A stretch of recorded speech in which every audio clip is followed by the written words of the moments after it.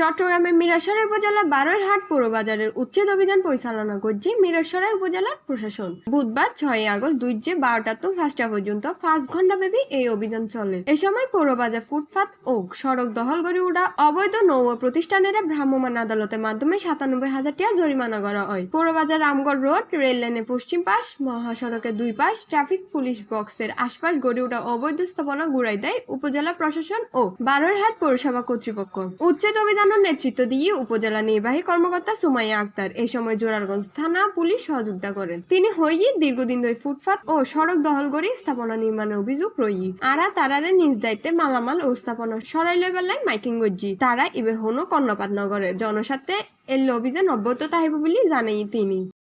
বারৈরহাট পৌরসভায় অনেকদিন থেকে অভিযোগ ছিল অবৈধ স্থাপনার, এবং আমরাও সরেজমিনে ঘুরে দেখেছি অনেকগুলো অবৈধ স্থাপনা ছিল। আমরা আগে মাইকিং করেছি, তারা যেন নিজেদের প্রচেষ্টায় সেগুলো নিয়ে উঠে চলে যায়। তারা সেই কথা রাখেনি বা শুনেনি। তারই পরিপ্রেক্ষিতে এবং জনস্বার্থে এই অভিযান চালানো হয়েছে। বারৈরহাটের সকল অবৈধ স্থাপনায় উচ্ছেদ করে দেওয়া হয়েছে।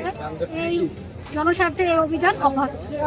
আইন এখানে কঠোরভাবে প্রয়োগ করা হবে। আজকে যেটা দেখেছে পরবর্তীতে আরো কঠোর হবে আইন।